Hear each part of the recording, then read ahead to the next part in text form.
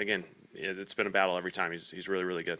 Devin Neal had that like really good blitz pickup. Do you see that kind of just consistently, like when you guys are evaluating that? That showed up in the college film from Devin, which was a little bit of an impressive aspect, was his ability to protect. We felt like that would give him a head start compared to a lot of guys coming from college where protection isn't necessarily part of their tools early in college careers.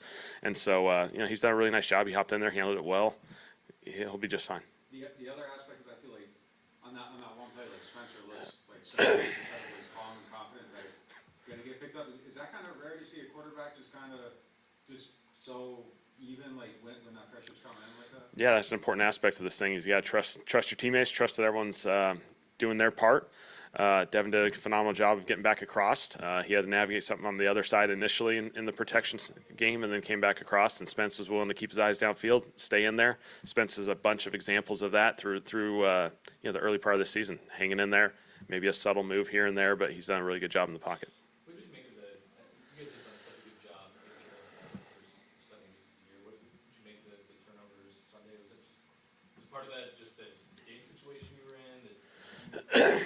Yeah, unfortunate that I think credit to those guys. They've done a phenomenal job, obviously. There's a lot of evidence to support that those guys are creating these turnovers. The fumble, we got to protect the ball in the pocket. We can do better there. We had a couple plays in there where, a deep shot where we kind of maybe took a little bit of a risk there in the late scramble phase. And then the last play, we just got to be cleaner in the fourth down situations. And so, they made some plays. We obviously get to learn from them. The previous weeks I thought we did a really good job, but you can't come out of this game losing your stinger and becoming passive. That's the one thing you can't do coming out of a game like this is you still got to attack. You still got to play your style of football. And so, you just got to understand you got to protect it a little more. Mike Evans and Chris Godwin both out this week. Is 7 weeks enough to kind of prepare for Abuka and Seth Johnson? Are you dipping into the college film? No, we're just watching Bucs film. These guys have played a bunch of football. They're playing really well. What do you guys like about Pete Werner to keep him in there still mostly full time, rather than just make the switch like you guys did with Riley? No, Pete's a really good player. Pete's a really good player. We think really highly of him.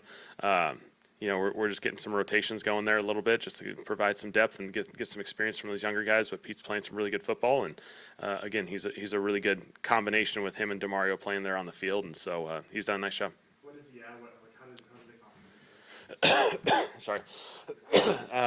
Pete's got great vision. He's got a great understanding of the defense. I think he diagnoses plays really, really well.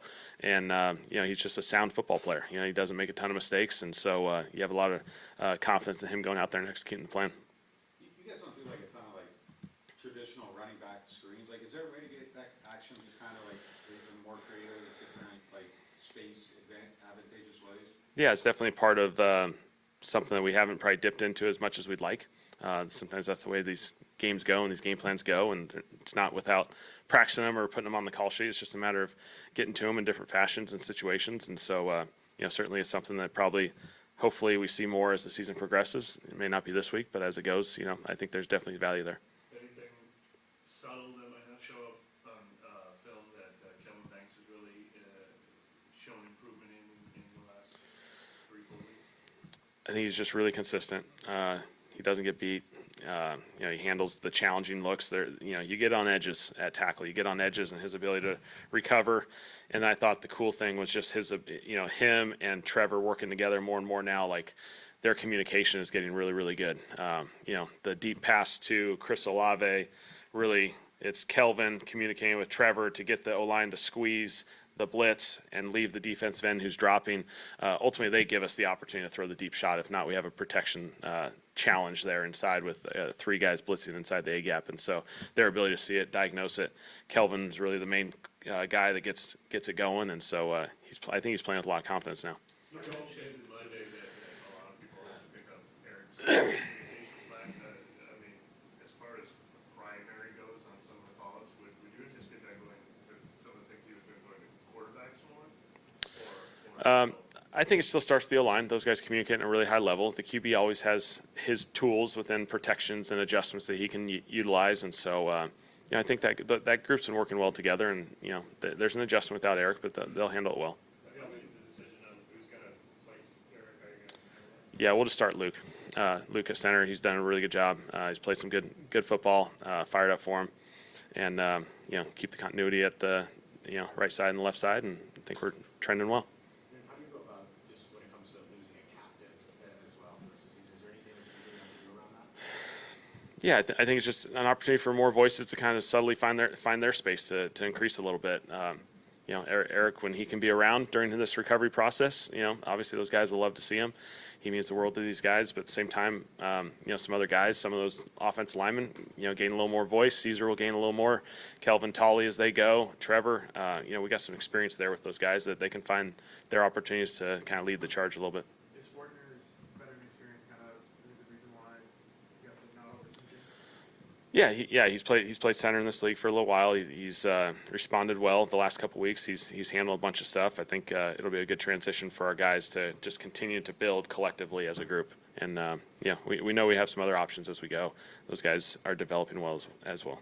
You talk a lot about like patience with the quarterback. Is Baker Mayfield kind of the prime example of that? How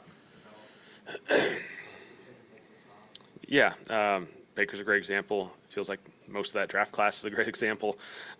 This quarterback position, sometimes it takes time. They're going to go through. This is an awesome opportunity for Spence. You deal with the adversity game, and you get to respond. And so, all these guys have gone through this. I think you're continuing to develop these guys, and they'll continue to grow. Bill really effective in scramble drill defense of Plaster. Mhm. Is that something that you spend more time on when you're going against the Caleb extent that Baker kind of does the same thing at times? I thought our defensive staff did an awesome job last week, really emphasizing that phase of it. I thought our back end executed at a really high level. You watch those clips over and over, and there's not guys breaking free in those scramble phases. Our guys, stayed attached really, really well. Our rush continued to, Caleb's going to extend plays. That's how he plays, and certainly a lot of the quarterbacks in this league are going to extend plays. And so the D-line has to just keep coming, keep going after it. They'll find a way to get there, and that back end did a really good job. On the scramble drill, what's the coaching point on that? Like, what are you guys trying to do different in that situation? Defensively? No, offensively, where Spencer threw the pick. Yeah. To Shaheed, what are you Yeah. guys trying to do different? Yeah, you're always trying to find green grass. There's kind of a guideline system that we have in place, and so the most important thing is it's about finding grass and finding space and working back towards the quarterback. And when you do have those deep shots, you don't want to not take them, but you got to see the other element of that. A lot of times those turnovers always happen. Jonas had one against Buffalo. It was a very similar play where those balls deep outside the numbers, these safeties are really talented, really athletic, and they can get to those throws if the ball's up in there long enough. Spencer seemed to almost point to be telegraphed with the ball, where he wanted to go. I thought the safety did an excellent job breaking on it. Yeah, and then that's a challenging throw as you're moving to your left as a righty QB and you're trying to get it downfield. And have we seen those plays executed? Yeah, you've seen those plays turned into big plays, but there's obviously risk that came as a result of that as well.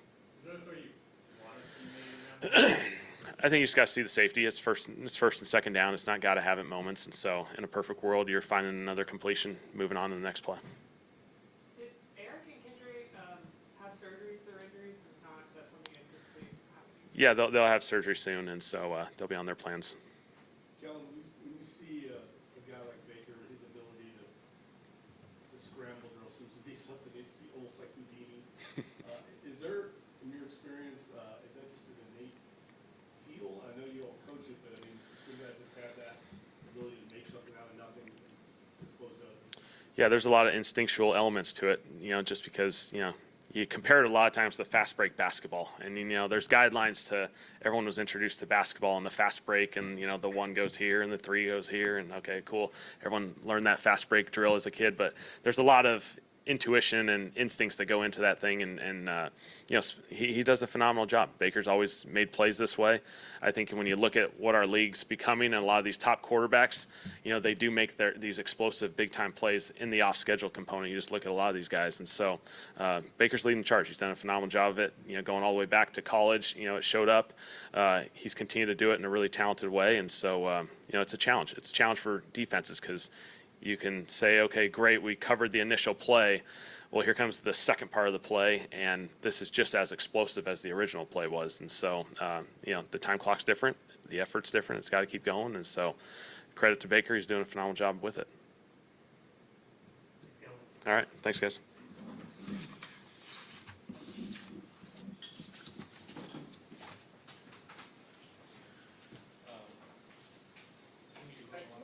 Yeah.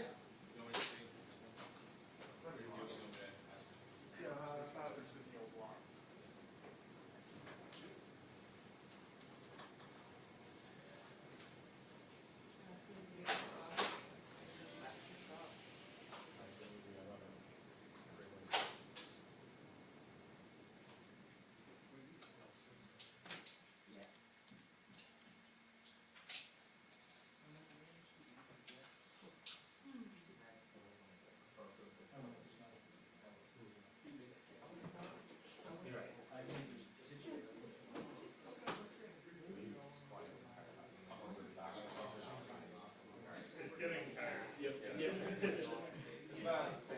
think you did this. Brandon keep, like, at least once a press conference, he gets in there, right? He's only gave it 21 and then, come back.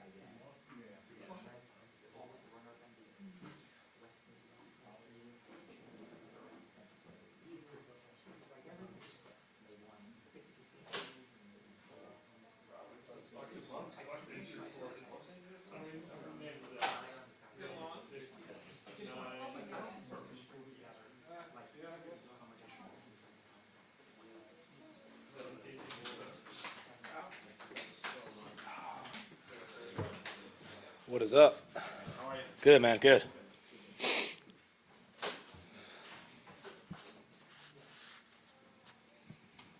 Kellen has talked a lot about this upcoming weekend against the Bucks being a bit of a bounce back opportunity for you all. How do you look at it coming out of that Chicago game and just, what does that opportunity mean? Yeah, I mean, definitely got to bounce back after that last one.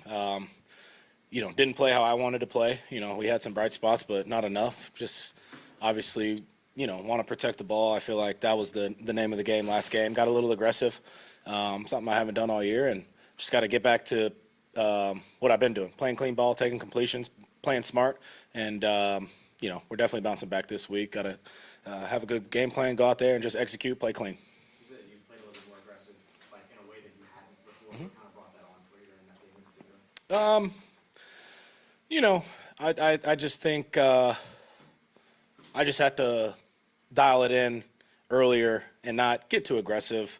No matter what game, you got to treat every game the same, right? I mean, you can't, get all jacked up for one game. You got to treat every game the same, and hit it when your spots are there, went down the field like we did, and then just be smart in other spots. I mean, there was, still on that one pick, if I put it on the line drive, it's probably a completion down the sideline to Sheed. So, that's a controllable. It's all fixable things. That's what's good. I'm not going out there doing that every game. Definitely don't plan on doing that every game, but it happens. I'm not going to be scared to take shots down the field. I don't want to play timid. So, just got to pick your spots for it. What's the math between just like keeping it, safe and risk taking when the team does get behind though? Yeah, I think, early on we were in a lot of third and longs in the game, and we kind of had to kind of press a little bit in the first half. Second half, you look at that pick when I rolled out left and try to get it to Shaheed, it's first down. If I just run it for 3 yards, we're second down. Just situational awareness, I think, and just kind of refocusing in each play. We kind of started to feel it a little bit, including myself after those 2 touchdowns we had to end the half and coming out. And you just got to stay neutral. Don't get too high, don't get too low. And I think I got a little too high that game and didn't come back to neutral. Sounds like a lot of good learning stuff. For sure. Definitely good learning stuff. Watch the tape a ton of times over and know what I need to clean up this week. When you say you got a little too high or maybe a little too amped up, what is that, why did that happen, would you say? I just think it happened,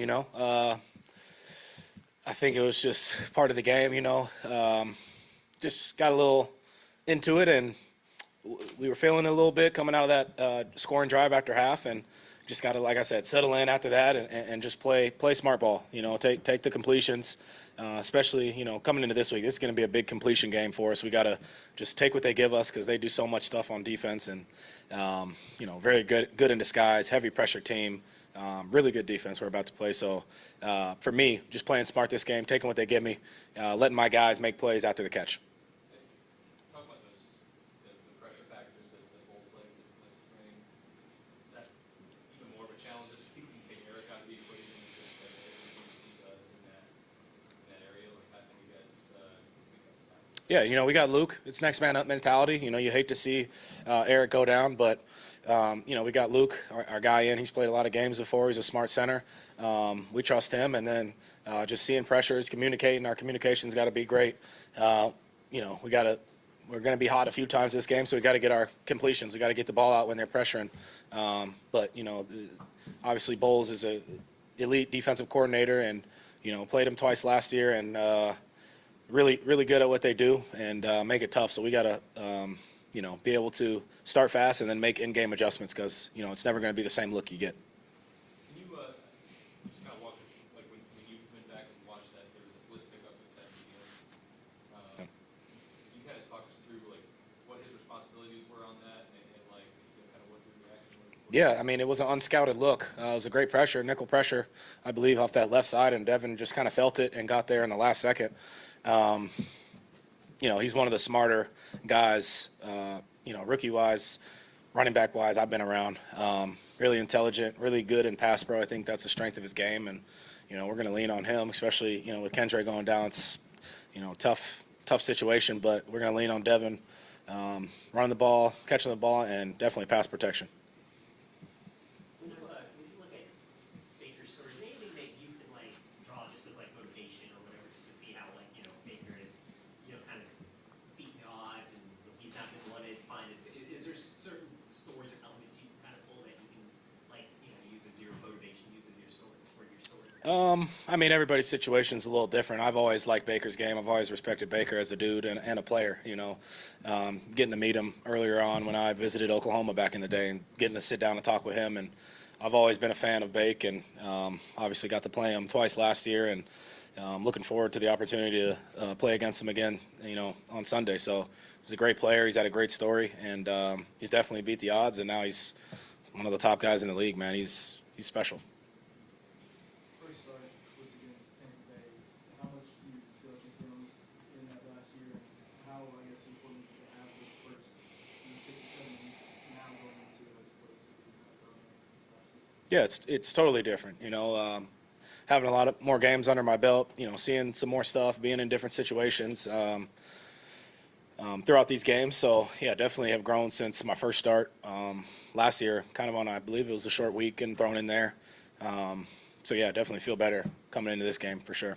Is it a strange feeling to know like you've played 3 division games and they've all been against the same team? Pretty wild. I mean, yeah, you know, this is the 3rd time I'll see them. So, you know, they obviously have more tape on me, more tape on us. So, you know, we're going to have a great game plan. I'm going to have to play at a high level. Does it help you that that this is who you're about to go against them for a third time? Like you've seen a little bit of what Todd Bowles has to offer, but you try not to think about that much. Try not to think about it too much. It's going to be a different thing every time you play them, you know. Like I said, you know, the looks are going to be different than last year. Looks are going to be different than last week. So, you know, we got to be ready for whatever. You feel like you and Chris are really starting to get like dialed in? I know like 2 weeks ago there was a couple missed opportunities, but like he's getting open, you're fine. I know like you feel like you two are like really starting to click in. Yeah, I know. I was happy for Chris last game. You know, and I know there was some talk about him. You know, and he's our top guy. So I wanted to keep throwing him the ball. He made many big plays in this last game, especially down the field and high pointing the ball, making tough catches. So I think that's, you know, what we all want to see, and I trust him to put it up there. And I feel like we do have a good, you know, connection down there. Just got to keep clicking and keep being aggressive, especially in the red zone and vertically down the field. The first touchdown came on one of those inbreakers that you had talked about just a few weeks ago. Is that something y'all have continued to work on? Yeah, I mean, that one, you know, wasn't as double move-ish at the top, more of a seam versus Tampa 2. Mike got a lot of depth, so I had to put it high. And but he, again, you know, he felt it, bent it in, and put it in the right spot for him to go high point, and he made a great contested catch. And then the other one, Another great high point catch. You know, we had the same look in practice, and we repped that literally the same look. So, you know, credit to our coaches for putting us in that position. And, you know, we when we got down to the red zone in that game, last game, we were good. You know, and we got to get down there more, obviously, protect the ball, not turn it over, and run the ball better, and we'll be good. Was that one of those ones where you practice it from a certain depth in practice and it might look a little bit different on game day? And if so, how did you adjust for that? Yeah. Talking about the first one? Either one of those touchdowns. Um, Especially the one where the crosser in particular, where it was the same look. Yeah, those both, you know, can be at different depths. You know, I think we've repped those since camp. So, you know, those are, you know, in our back pocket. We run those really well. And, you know, he had great feel on that, and you just got to put it in the right spot. Third and long is just generally like a low percentage play anyways, but like I'm assuming you all want to be converting at a higher rate than what y'all are. Has there been like any kind of noticeable thing on those that's kind of led to the low conversion numbers? We just got to stay out of third and long. I think you look around the league, 3rd and 9, 10 plus, super low percentage. Tough to convert on those downs. That's why you got to be efficient on 1st and 2nd down. So that's our goal. That's our next step. If we're running the ball on 1st down, 2nd down, we got to get yards. You know, it can't be a TFL or we're throwing the ball. It's got to be a 4 or 5 yard completion so we can be in 2nd and manageable, and you know, have 2nd and 6 and maybe get another completion. It's 3rd and 3. So we could work with that and have more options. But 3rd and 10 plus, you know, heavy likely for drop back down.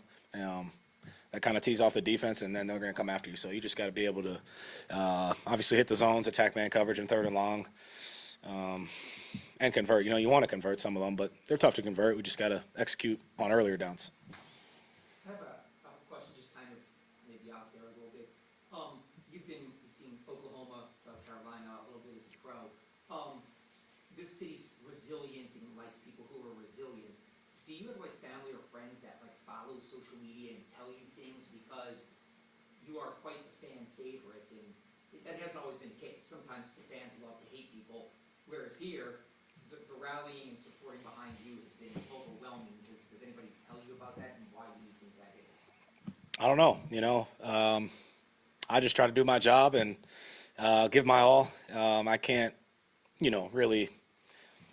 You know, I appreciate all the support, obviously, but you can't dive too deep into it. What did Nick Saban say? Rat poison. You don't want to look too far into that stuff. So I try to stay away from it. But you know, I got love for the people that want to show love, and for the people that don't, it is what it is. When you were 3 years ago, Oklahoma, I don't know if Baker ever came back, or did you ever get to know him at all personally? Or? Not too much. No, you know, here and there, but you know, got respect for him, and obviously, you know him a little bit.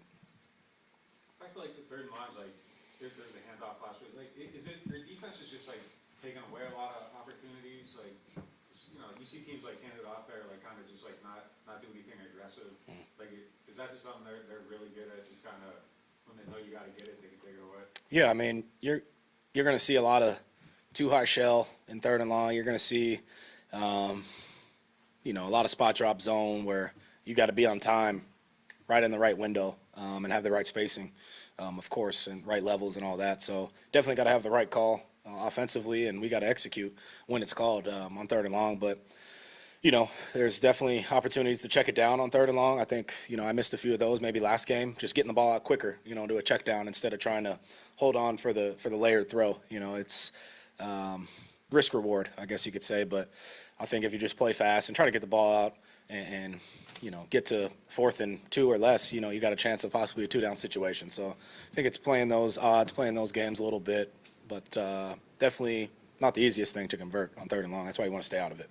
Yeah, it sounds like there's a lot of like calculation between like the risk reward. Like how do you, like, even in there, like how do you know? Like, is it score dictated, or do you just kind of like you got to wait for this to develop, and like maybe you don't get Alvin over here because of it? Like how do you decide that, like, in the moment? It's a great question. A lot goes into it. You know, I think Kellen does a great job of saying, hey, you know, all yards are good yards here in the helmet. You know, get back on track. Let's get half of it back. Let's say we're 3rd and long on the fringe on the 40. We really want to get 5 to get in field goal range, right, and give Groupie a chance. You know, so there's definitely so many different things that you are thinking about in those situations, depending on, you know, area on the field, time in the game, what's the score of the game. There's a lot that goes into it, but you want to get first downs in those situations. Be aggressive, but have smart aggression. When you say you were aware of those things, are you made aware of what, you know, the analytics say, or the percentages, or is that more for the coaching staff to use out there? That's more for the coaching staff. You know, players, we don't really look into the analytics side of it. We're just trying to run the play and run it well. Even in situations where it might be like, hey, we want to get 5 here in order to get a finish, you're still looking for other things that might be available in those moments? Yeah. We're progression based, and we're going through our read. If one's not there, we'll get to 2. 2's not there, we'll try to get to 3. I think there's a chance of quarterback, scrambles in the pocket. If you need to step up and go get 7 on 3rd and 10, or go get 10. There's anything could happen. So you just got to kind of feel it out, be aggressive, but be smart. Take what they give you, and if you got to use your legs, use them. Thank you. Yep.